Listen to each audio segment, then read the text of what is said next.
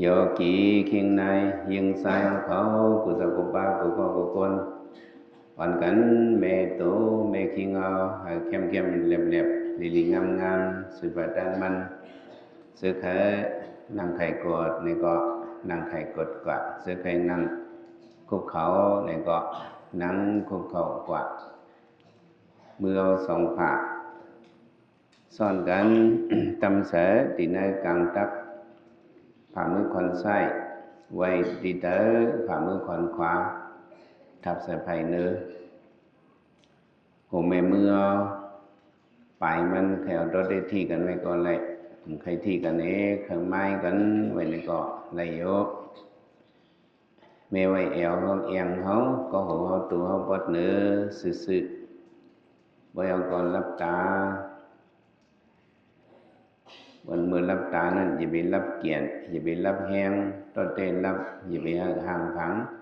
เลยมาเข้าเนื้อใส่ตาเขาในเกาะซุนเนาะพอรับตากว่าเย้าในเกาะโยเกี่ยวเขาดูไว้สติลองหนึ่งพองยามเขานั่งกันตระติถังหนึ่งสมมองในอย่าไปพึกมึนตาพอพึกมึนตาเนี่ยเขาได้สับยามบอกกันนั่งกันแล้วนั่งมาแล้วก็ยับเขาได้ใครมึนตัวเตยตัวเนื้อที่ใครให้เจนนั้นนั่นจะเป็นอาเกียงอันนั้นอย่าไปพึกมันเข้มไว้อธิษฐานเอามันหรือสิตัวตะลาห่มตัวหางเอาเนี่ยเขาได้เลยสติตัวเขาใส่เขา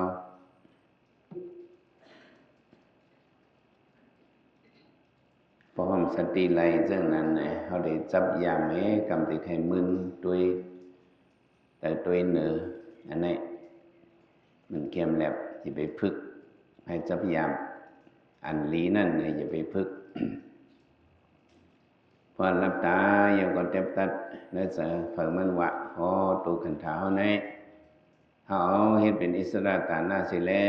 ดูด้านปันตำติพระเป็นเสาเยาก็เปิดดูด้านเยาแหละมันสื่อตัวเขามันสื่อของเมื่อกี้นายยิงใจอ๋อของบนนางยักกันตราหนึ่งสมมองในเนี่ยเขาไว้เสว่าอ๋อมันเป็นตั้งดูตั้งตันเขาคำปนสะพอปิญญาเสร็จแล้วเข้าสู่สะพอประมัดคำปนปิญญาเนี่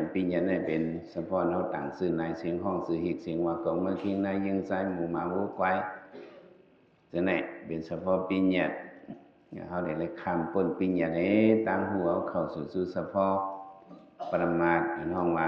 นำยุบสองเบิ่งสองป้าเนี่ยเมื่อมานั่งกันตราเนี่ยมีจังเลยโตสองอันในก้อยให้ได้เป็นตั้งหูในศาสนาพระเป็นเจ้าพอเป็นนอกศาสนาเนี่ยก็ตั้งหูอันว่านำยุบอันว่านั้นมีเผยหูอันนี้เขาเดินเลยฮับเอาเขาได้เป็นตั้งหูพระเป็นเจ้าโกตมะหันเสร็จแล้วสอนปัญหาว่าเป็นนำยุกแล้วก็ฮับขำเอาอันนี้นำยุกนี่ก็อยู่เราอย่างไรเป็นมั่งเจอพระผันพีปงทำราพระลงผันมาก่อมจัดมันอิงปึงลองตั้งพอนปังอันห้องว่าจ้องโจเสร็จแล้วเป็นมาผู้ไว้ยุกอย่างตัวไหนนำยุกนี่มันกึมเนี่ยเขาได้เฮ็ดการตราวิปัสสนาว่าในเนี่ยแต่เลยมีตัวนิ่มพอตัวนิ่มยาวแต่เลยมีเสนิ่มพอเสนิ่มยาวแต่เลยมาสิมญาณเนี่ยเนาะตัวนิ่มเสนิ่มสิมญาณหันมันอ่อนหน้ามันก็ได้มาภายหลังบรรดาเมื่อไหร่โยกเกี่ยวเขาอ่อนกันเหตุการณ์ตัวนิ่มเสนิ่มมันตั้งตัดตัวเตนิ่มเสเตนิ่มนั่นเนี่ยอันที่กุมทิ้งมันเนี่ยเป็นสติตราเนาะเอาสติอ่อนกุมทิ้งสติอ่อนเขาอย่าไปปั่นมันหลุดอย่าไปปั่นมันห้ามสติเขาที่มาไว้กันแล้วมาไว้ดีลมเข้าลมออกที่ไปคุณหนังมันเขาในลองมาไปคุณหนังเขาเนี่ยมันมีไว้ลมถุยใจเข้าลมถุยใจออกเห็นเลยซื้อสายใจเขาไว้เนี่ยเอาได้เลยมีสติตราหูจอม เมื่อเข้าก็เข้ายาวให้ผู้เมื่อออกก็ออกยาวในให้ผู้ซ้อมลมเข้าลมออกเขาจะเขาอย่าไปกะว้วนแต่ว้วนอย่าไปกะว้วนน้ำเขาเห็นการตระเนี่ยการสมถะการวิปัสสนามานั่นเราให้ใจเขานิ่มเสียตีนั่นนะเราให้ใจเขานิ่มอยู่ที่ตัวเขาอันนั้นว่าใจผิวนั้นเลยใจเขามันนิ่มที่ตัวในห้องว่าใจผิวใจเขานั่นเขาไว้เหมือนจะหนังไพ่สายไพ่ถัดนั่นใจเขาไว้เหมือนจะหนังไพ่ถัดไพ่สายไพ่ถัดไพ่สายแน่เนี่ยกำบันน้ำเนี่ยมันก็ถ่องปึ้งลงกว่านอกตัวเขาถ่องปึ้งกับติดสามถ่องปึ้งกับติดไกลเนี่ยใจเขาก็เหมือนนั่นแหละดูออกกันในใจเขาในเยื่อเมื่อเกิดเฮิรนเขาเมื่อใจเขาปิวเมื่อที่เฮิรนเขาว่าซึ่งนั้นลูกตีกันในเฮ้ไพ่ถัดเขาถ่องลงมือนั่นนะใจเขาปิวกับซื้อตีนหน้าเขาว่าซึ่งไหนใจในมันกว้างสิใจว่านั่นมันเอาในอายงที่จำที่ไกลในเป็นเล็กขนาดใจในมันเอาเลยอายงที่จำก็เอาเลยที่ไกลก็เอาเลยแต่ว่าไพ่ถาดนั้นมันได้เปิ้งกว่าตั้งดอกติ๊กในห้องมันเจอปิวอันนั้นเหตุการณ์ตราให้ใจเขานิ่มแน่เนี่ยใจเขาเนี่ยอย่าไปไพ่ถาดเขาอันเบิ่นใจเขานั่นอย่าไปท่องมาตั้งดอกขึ้นท่องขึ้นตัวเจ้าเก่าเขาได้เห็นอานาปานสติมาไพ่ถัดในขึ้นท้องขึ้นไว้ดีเสริมไพ่ถัดเท่านั้นขึ้นท้องขึ้นไว้ดีไปคุณเอาเท่านั้นมันมีลมเข้าลมออกเลยก็หู้จอมลมเข้าลมออกกันเท่านี้เขาก็ให้หู้ออกก็ให้หู้เนี่ยในบอกว่าจะเขานิ่มมันก็ห้องสติไรเจะไพ่ถัดเท่าขึ้นท้องลงกว่าตั้งเนื้อเวียงบนออกในเกาะขึ้นเอาหลิมมากขึ้นไพ่ทัดเนี่ยไปนั่นเนาะขึ้นหลิมมากขึ้นในตัวสื่อการเมื่อท่องกับดังดอกนั่นแต่ได้ท่องติดตัวในท่องที่ลมเข้าลมออกในให้ขึ้นยอบมากขึ้นในมันไปหางไหนมันบอกว่าเขามีสติเนาะสติของเขาปันเสริมไพ่ทัดแล้วเนี่ยเปื้องท่องกับดังดอกพวกนี้เหมือนมันหลุดห้ามในเปิ้งท่องกับดังดอกก็เขาขึ้นหลิมขึ้นเข้ามาขึ้นในตัวเขาเนี่ยเขาขึ้นเป็นหลิมขึ้นเข้ามาขึ้นที่ในตัวเขาเนี่ยในเป็นสมาสติบอกว่าเขามีสติปัญญาเขาพงผิวกาก่อนต้นอ่อนได้ก็จะเขาในพงผิววิ่งกับตั้งนอกเนี่ยบ่มสุดไว้สิปอกปอกในเขามาเหตุการณ์ตราได้มันก็พงอยู่ไม่ก็พงก็จะไฟถาดเขาขึ้นเอาหลิมขึ้นมาอยู่ไปปันท่องกับตั้งนอกเนาะปันขึ้นหลิมขึ้นมากขึ้นในตัวเขาในบอกว่าเขาไว้สติที่ตัวเขาเอาจะจับตีลมเข้าลมออกเฮียงเลยเอาจะจับตีลมเข้าลมออกมันง่ายอีนึงว่ะก็เป็นสั่งเลยง่ายลมถอยจะเข้าถอยจะออกเข้าในมันเอาเข้าว่าอยู่กำพองก้อยกะมันเอาเข้าว่าเฮียงเลยมันเอาเข้าวากำพองมันเอาเข้ากำพองเอาเข้าวาเนี่ยอันนั้นว่ามันเอาเข้าวานั้นเขาใครถุยเขายาวๆก็มันถุยปันนั่นนี่เขาใครถุยออกเพิ่มๆก็มันก็ถุยปันเอาใครถุยเทิงๆก็มันก็ถุยปันมันก็ทิ้งปันเอาจอมใส่เขาอีดเนาะ